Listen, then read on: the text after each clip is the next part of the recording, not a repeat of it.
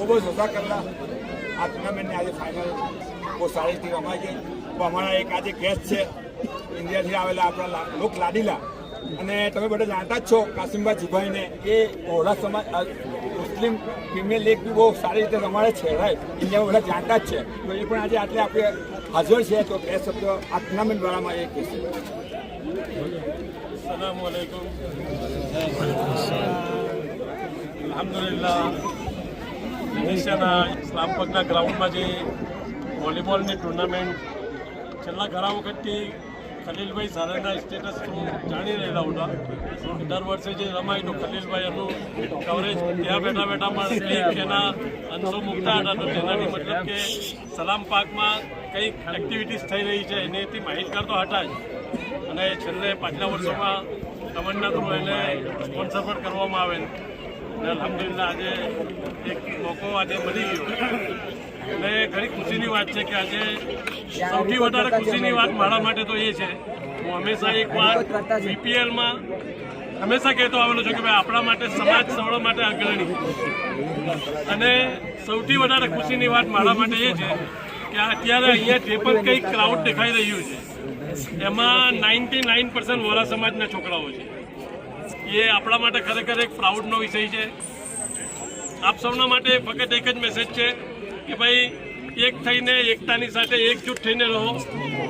કોઈનાથી કોઈ મનદુખ થાય તો લેટ ગો કરવાની વૃત્તિને અપનાવો, કેમ કે આપણે જે સિચ્યુએશનમાંથી અત્યારે પાસ થઈ રહ્યા છે એ આપણે દરેકના માટે એક ચાન્સ છે, એક મોકો છે, અને આપણે આપણી લાઈફના માટે આપણી ફેમિલીની લાઈફ બનાવવાના માટે અહીંયા આવેલા છે.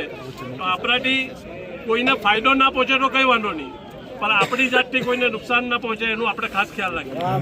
અને એટલે જ એક શાયરે કહ્યું છે કે વક્ત કા તકાઝા હૈ કે દુશ્મનોं को गले लगा ले हम, वक्त का तकाजा है कि दुश्मनों को गले लगा ले हम, इम्तिहान सामने है इख्तिलाफात को भूल जाए हम.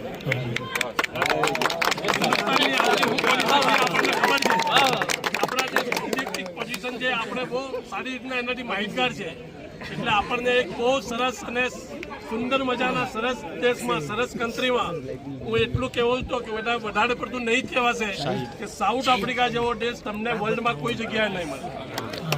રોજીનો મામલો જે અલ્લાહે સાઉથ આફ્રિકામાં આસાન કરેલો છે એ વર્લ્ડમાં કોઈ પણ જગ્યાએ તમે ચાલ્યા જાઓ.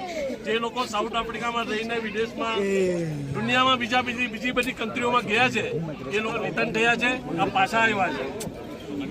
એટલે આપણે જે દેશમાં રહેલા છે એના પણ આપણે શુક્રગુજાર રહીએ. અને આજે ટુર્નામેન્ટ છે 24, હમણાં જાણવા મળ્યું કે 24 ટીમ નોકઆઉટ ટુર્નામેન્ટ હતી, અને તેમાંથી આઝાદવીલ 11 અત્યારે મારા એક મિત્ર મને કહી રહ્યો કે લગાતાર ત્રીજી વાર ચેમ્પિયન થઈ રહ્યા છે. એમને ખૂબ ખૂબ અભિનંદન. એમની સામે અત્યારે રમી રહીએ એટલે આજે આઝાદવીલની ટીમ ચેમ્પિયન થઈ છે, તો એમને પણ ખૂબ ખૂબ મુબારકબાદ. જો જીતા વહી સિકંદર, અને હારેલી ટીમ માટે એટલું જરૂર કહીશ કે ભાઈ આ જે કંઈક હાર ને જીત તો રમતનો એક ભાગ છે. માણસ શીખવા માટે કે હારવા માટે રમવાનું નથી, પરંતુ એક સ્પોર્ટ્સમેનશીપથી આપણે રમીએ અને ભવિષ્યમાં જે કંઈ ભૂલો થઈ છે એને સુધારવાની કોશિશ કરીએ.